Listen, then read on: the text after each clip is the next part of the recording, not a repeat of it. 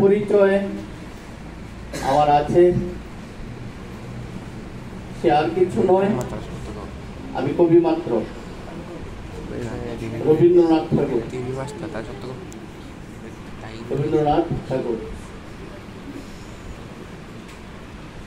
এই যে কবিতাটা, মূল গ্রন্থের নাম সেজুতি।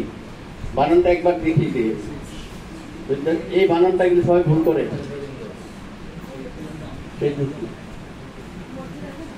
সেজুতি কাব্যগ্রন্থের নাম সেজুতি।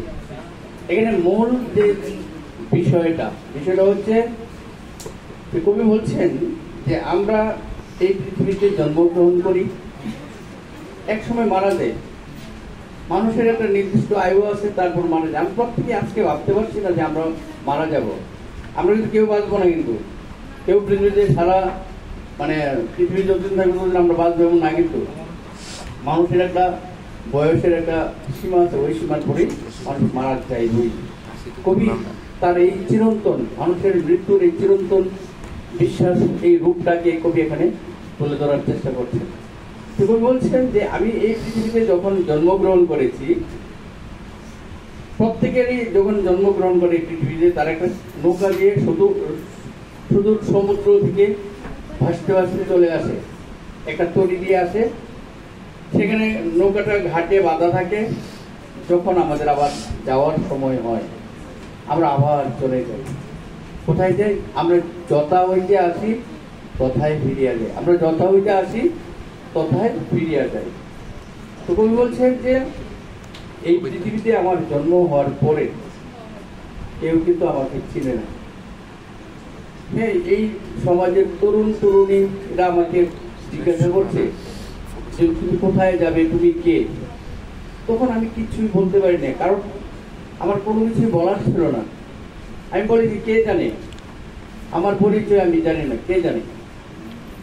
কিন্তু ধীরে ধীরে যখন আমার শৈশব থেকে যৌবন আসলো, আমি যৌবনে বেদনার গান গাইলাম। এবং সেই গান, কবির বেদনার গান বলতে, কবির প্রত্যেক মানুষের জীবনে বেদনা থেকে, সেই বেদনা কি দিয়ে কলমে প্রকাশিত হয়। কবিতার কবিতা, কবিতার গল্প, সবকিছুই কবি তার মনের যে ভাবনা সবকিছুই প্রকাশ করছেন তার কবিতার মাধ্যমে, গল্পের মাধ্যমে, লেখার মাধ্যমে, নাটকের মাধ্যমে, তার কবিতার মাধ্যমে। তো আমরা দেখলাম যে কবি যখন এই বেদনার গান গেলেন, তরুণ তরুণীরা আবার সেই কুসুমিত তরু তলে তরুণ তরুণী তুলিল অশোক ফুল তুলেছে না, কবির হাতে দিয়ে বলল যে এ আমাদের লোক। এতদিন কবি নিজের পরিচয় দিতে পারছেন না, এখন যখন দেখলো কবি কিছু গান, কিছু কবিতা লেখছেন, তখন তার একটা পরিচয় হয়েছে। তখন বলছে যে কবি বলছে, তখন ছেলেমেয়েরা বলছে যে এ আমাদের লোক। এতদিন চিনছে না, কবি বলছে কে জানে আমি জানি না, এখন ছেলেমেয়েরা বলছে এ আমাদের লোক। তারপর দিন যায়, এরপরে দেখা গেল একটা সময় মানুষের যৌবনের পরেই বার্ধক্যের ছাপ নেমে আসে, ধীরে ধীরে মৃত্যুর কোলে চলে যায়। কবির সেই বাঁধনে পড়িল টান। কোন বাঁধনে? ওই যে তরিখানা দিয়ে কবি সমুদ্র থেকে এসেছিল জোয়ারের বেলায়, এখন ভাটার টান পড়বে, নৌকার মধ্যে তার তরিটার মধ্যে ধুলা লাগছে, কি যাওয়ার সময় হচ্ছে। তখন আর পার বাজলাম তার কবির যে সেতারে তার বাড়িতে আবার গান ধরবে এই এমন সময়। অর্থাৎ কি, যেই পত্রটা, যেই চিঠিটা ফাল্গুনের উৎসব রাতের নিমন্ত্রণ লিখন পাতির মতো ছিন্ন অংশ অর্থহীন তারা। কথাটার মানে হইল, যেই চিঠিটা ফাল্গুন মাসে তোমাকে দিয়েছিল কেউ, বাবাকে দিতে, তুমি এটা ভুলে গেছো, বিছানার নিচে রেখে দিয়েছো। কিন্তু এরপরে কি দেখা গেল যে এই চিঠিটার কথা চৈত্র মাসের ঘর ঝাড়া দিতে দেখা গেল চিঠিটা পাওয়া গেছে। এই বলে, আরে বাবা, চিঠিটা তোমাকে দিতে ভুলে গেছি। এই চিঠিটার কোনো মূল্য আছে? যে নিমন্ত্রণ ছিল সেটা ফাল্গুন মাসে, চৈত্র মাসে কি এই চিঠির কোনো মূল্য আছে? নাই। তো কবি বলছেন যে ফাল্গুনের উৎসব রাতের নিমন্ত্রণ লিখন পাতির ছিন্ন অংশ তারা তারা কনক চাপার দল।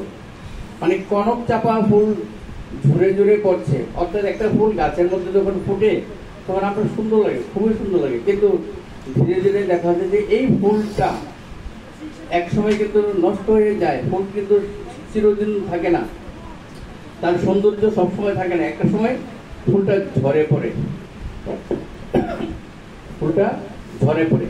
তো ফুলটা যখন ঝরে পড়ে এটার কোনো আর মূল্য থাকে না, তখন সমুদ্রের জলে বা নদীর জলে পড়লে এটা ভাসতে ভাসতে ভাসতে ভাসতে চলে যায়। ঠিক কবির জীবন তো এরকম, তার তরিটাও এখন সেই ভাটা টানে সমুদ্রের পানে চলে যাবে।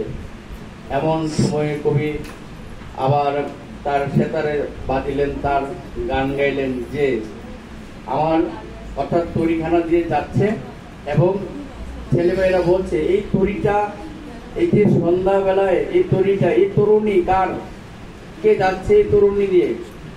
কবি তখন জীবনের উপলব্ধি দিয়ে, অর্থাৎ জীবনের শেষ প্রান্তে এসে, কবির বয়স যখন প্রায় 75 থেকে 80 বছর, সেই সময়ের সেই চিন্তা চেতনা দিয়ে কবি লিখলেন